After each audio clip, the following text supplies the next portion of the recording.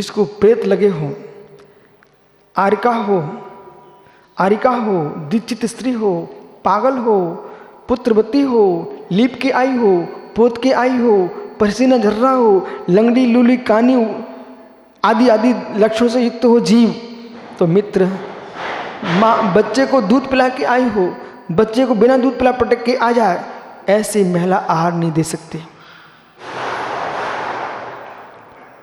ओहो, 5 माह गर्भस्थ हो चुके हैं, उनको आहार देना पूजा करने का निषेध है।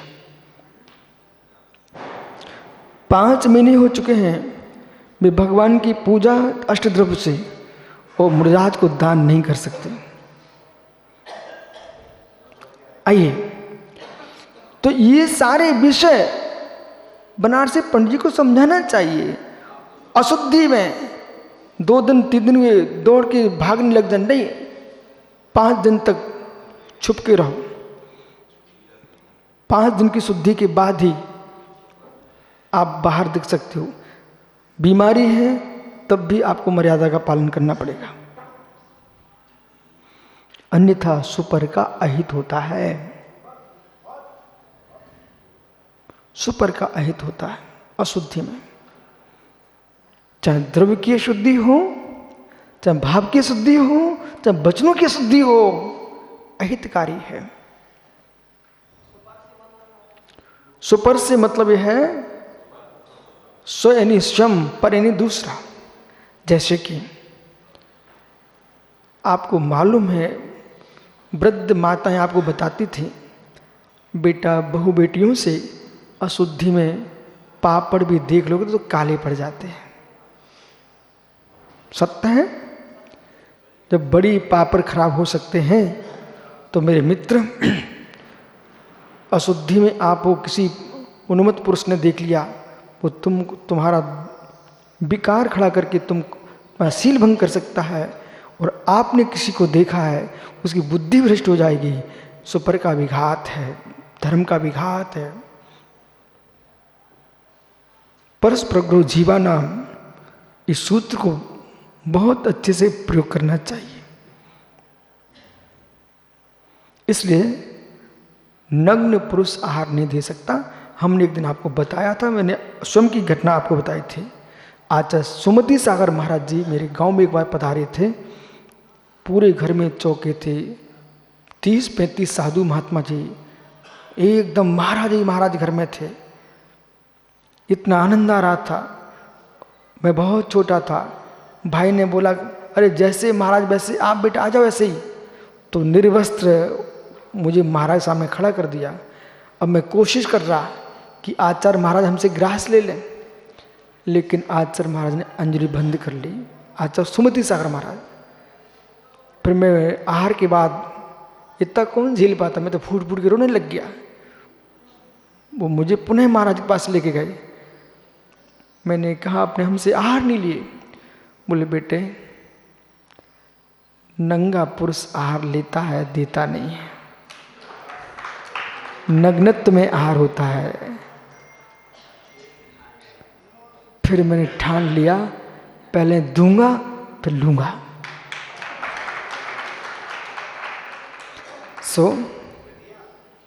आचार्य विमल सागर को हमने आहार दिया। सुमति सागर महाराज जी को वो उनका आहार देखा बड़े होकर के। ठंडियों में सिंगाड़े की लपसी और तिली के लड्डू उनको चलते थे, मैंने देखा है। आचार्य विमल सार को आम चलता था, आम बहुत प्रिय था उनको। ठीक है, तो मित्र अनेक मुनिराजों को आहार दिया, और जिन जिन को मुनि बनना हो उन्हें पहले आहार देना चाहिए और भगवान की पूजा करना चाहिए। बिना आहार दान दिए मुनि बनने नहीं चाहिए, और स्वयं का चौका लगा के देना चाहिए। क्यों ऐसा बोल रहे हैं? इसलिए बोल रहा हूँ, सूखे साके महाराज बन गए। इन्हें पता ही नहीं है कि एक बार चौका लगाने में कितनी मेहनत लगती है। नाटक करते फिर, यहाँ से उठे वहाँ से भगे, यहाँ से उठे हूँ वहाँ। एक दिन चौका लगा के आओगे ना, तब तुमको दया आएगी। भैया मुझे पता है कि कितना पुरुषार्थ करना पड़ता है, तब चौका लगता है, कितना दुख होता है। आज मुझे लौटना पड़ेगा, मुझे बहुत दुख हुआ। अरे चौके वाले को तो वही होगा, लेकिन मुझे भी हुआ, क्यों लौटना पड़ा? लेकिन क्या करूं, विषमता थी वहां पर। अब इससे पकड़ना कि जब भी मुर्जाज बनो, हाँ हूं हाँ, कुछ नहीं करने का। साधु है, दयावान है, करुणाशील है, ऐसा सोचना चाहिए। पूरा पात्र कभी खाली नहीं करने का, कभी खाली नहीं करना। करुणा होना चाहिए। इनकी टीकमगढ़ में एक बार वैद्य मंदिर में कार्यक्रम था, आचार्य थे वहाँ। आहारचर्या कुटे घूमते घूमते मैं आ गया, आपके यहाँ संघन जी है ना, वृद्ध अम्मा, तो उन्होंने अपने लिए भोजन बनाया था। किसी ने कहा महाराज जी आए, महाराज जी आए, तो अम्मा खड़ी होगी पड़घान करने के लिए। समझ गए ना आप? उस दिन क्या सामायिक, क्या आनंद आया। वो माँ ने मात्र 5-6 रोटी बनाई थी अपने लिए टीकमगढ़ में। तो मैं समझ गया, उनकी 2-3 रोटियां लेके मैं वापस आ गया। इतना आनंद आया, मुझे मालूम था ये बूढ़ी माँ फिर कब बनाएगी। एक बार हमारे प्रसन्न सागर कर्नाटक में, मनोज्ञ सागर, प्रमेश सागर, वहाँ आहारचर्या गए। वहाँ कुछ दिख ही नहीं रहा था, तो हमने सोचा कमल भैया इस साधु कितना बिहार करा के लाए हैं, ये भूखे ना रह जाए। इसलिए एक रोटी लेकर के वहाँ चपाती बोलते, और मैं पानी लेके बैठ गया। बाद में आकर मैं उनसे पूछा क्यों आहार हो गए? बोला हाँ हो गए, अच्छे हो गए। मैं ठीक है। अरे मुझे मालूम था इन साधुओं को तुम चला रहे हो, बेचारे के पेट तो भरना चाहिए। अब आपकी मानसिकता ऐसी है सरवार सागर, हल्ला करके ही दया नहीं होती। अब 20 अष्टसहस्री में एक विषय आया है, अदर्शन अप्रमाण नहीं होता। अष्टसहस्री का अध्ययन कर लगाना भी सीखो। अदर्शन अप्रमाण नहीं होता। वो अदर्शन अप्रमाण हो गया तो फिर तो अनर्थ हो जाएगा। अदर्शन अप्रमाण है, बुद्धि कह पाएंगे, अन्य दर्शन नहीं कह पाएंगे। अदर्शन अप्रमाण है, मतलब समझ लो आपको। इसका तात्पर्य है कि विप्रण सागर जी ने कहा, बोले महाराज जी हम तो वो मानते हैं कि जो सामने दिखता है, जो सामने नहीं दिखता मैं उसे नहीं मानता। बहुत बढ़िया। ऐसे बहुत सारे मिथ्या दृष्टि लोग हैं विप्रण सागर जी, जो ये कह देते सामने दिखेगा वो मानता हूं मैं धीरे से कह दूंगा तू शुद्ध मिथ्या दृष्टि अज्ञानी जीव है। जो सामने उसे ही मानता है, बाकी नहीं मानता है। मैं धीरे से पूछता हूं, क्यों मित्र, आपने भगवान महावीर स्वामी को देखा है ना, आपने ऋषभ देव को देखा है ना, आपने श्री राम हनुमान जी को देखा है ना, आपने अपने दादा के दादा को देखा है ना, देखा है ना, दिख रहे ना सामने, नहीं दिख रहे ना, तो अदर्शन हुआ कि नहीं हुआ? जब अदर्शन हुआ तो सत्येंद्र दादा न इनके महावीर स्वामी है, न इनके राम है, न हनुमान है, और न ऋषभ देव है, न इनके दादा के दादा हैं। अब ये पूछो आ कहां से गया, कहां से टपका ये? और जब आप कह रहे कि अदर्शन अप्रमाण है, अदर्शन अप्रमाण है, तो जिनने अदर्शन अप्रमाण का उनसे मेरा प्रश्न है कि आपने बुद्ध को तो देखा नहीं है, तो तुम्हारे बुद्ध थे ही नहीं। इसलिए बात को कहने के पहले इन सारे विषयों को संपूर्ण मुनिराजों को, त्यागी वृंदों को पढ़ना चाहिए, समझना चाहिए। अन्यथा तुम जो सामने वही मानता हूं मैं, तुम तो प्रत्यक्षवादी मिथ्या दृष्टि। स्मृति भी प्रमाण है, प्रतिज्ञान भी प्रमाण है, अनुमान भी प्रमाण है। हे मित्र, परोक्ष प्रमाण है, प्रत्यक्ष प्रमाण है। आद्य परोक्षम प्रत्यक्षमन्यत, तत्वासुत जी को पढ़ लीजिए ना।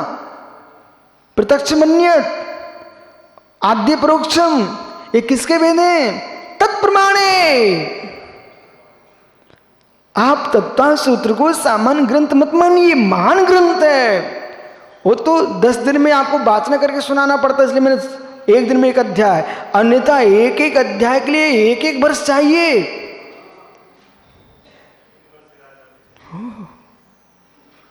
भैया सौरभ समझ, मात्र जीवन में ऐसे घूमते रहना ये श्रवण दीक्षा नहीं है। तत्व ज्ञान का श्रवण करना श्रवणों का धर्म है। सारा जगत इस बात को स्वीकार करता है, जिस शंका का समाधान जगत में कहीं नहीं होगा तो श्रवणों के पास चलो। जब लोक में इतनी श्रद्धा कि श्रवणों के पास चलो, तो श्रवणों को कितना ज्ञान होना चाहिए।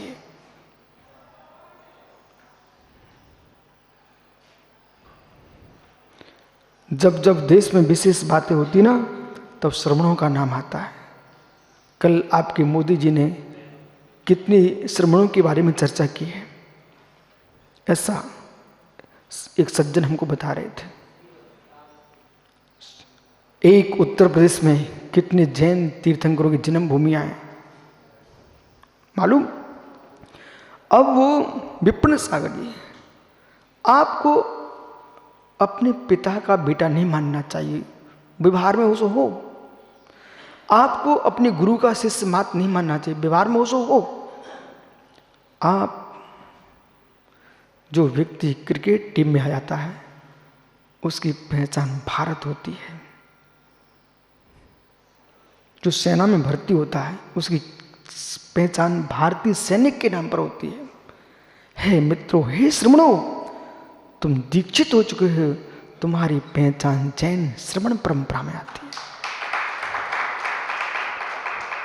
आप हमारे श्रवण संस्कृति के एक सदस्य बन चुके हो।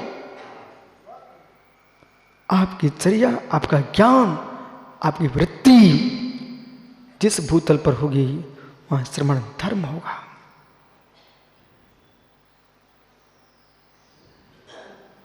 जब आहार को निकलो आप, तो वेदन करो भगवान महावीर कैसे जाते थे।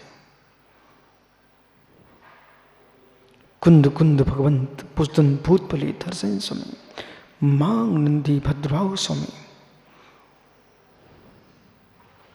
विधेय में कितने मुरझाज निकल रहे होंगे। हम मंदिर की सीढ़ी से उतर रहे हैं, विधेय के मुरझाज मुझे निकलते दिख रहे हैं। ये श्रमण श्रमणियाँ जब आर का माताएं जब ये सूत्र पाठ कर रही हों, तब लगता हो महावीर की समोषण सभा कैसी होगी।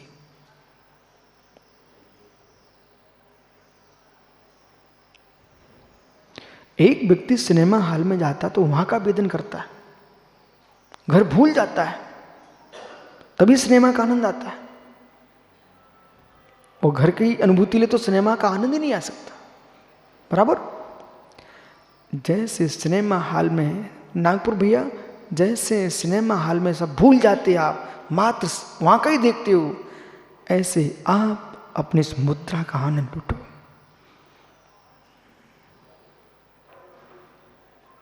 वो परम सत्य है।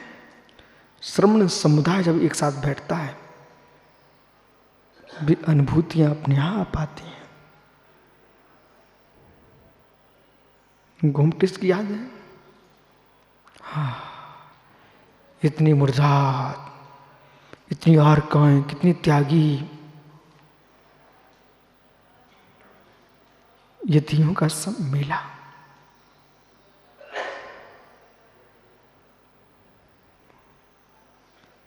अभी तो मैं व्यवहार बोल रहा हूं, तब भी सन्नाटा। यथा लब्ध यथा जात, ऐसा जीवन जीना चाहिए। तब राग से विमुख हो जाएगा जीव। अंजलि में आया, अंदर गया, उसका दिखना बंद हो गया है। अंजलि में आया ग्रास, अंदर गया दिखना बंद। ऐसे आहार लेके आहार का सोचना बंद।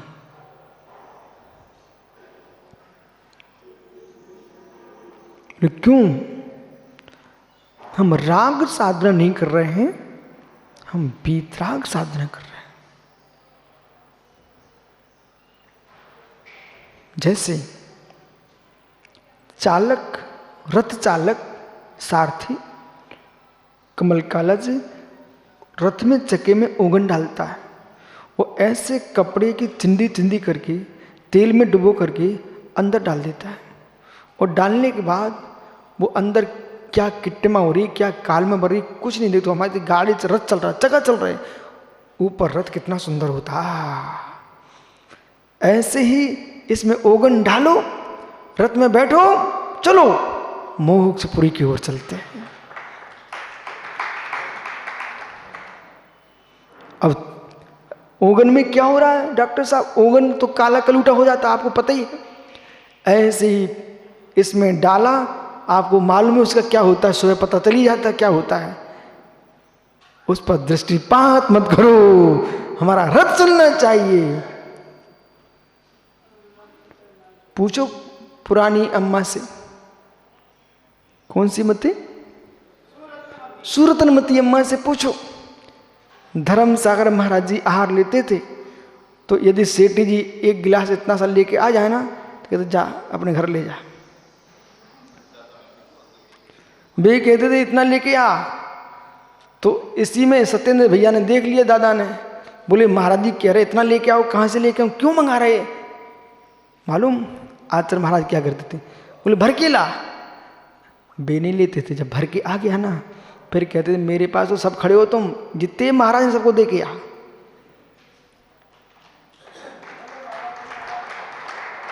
आचार्य धर्मसागर महाराज जी, आचार्य विराग सागर बता रहे थे, उनने कई बार उनके साथ आहार हुई, आचार्य विराग सागर धर्मसागर महाराज जी के साथ। तो बोले ऐसे बोल देते, जरा सा कोई लेके आए, बोले ले जाओ। बोले तो भर के ला, मतलब भर के लाओ। जब वो भर के लाया, ठीक 2 अंजलि लिए, जितने महाराज माता जी सबको देके आ। तो इतने प्रशस्त परिणाम होना कोई सामान्य नहीं है, बहुत कठिन है।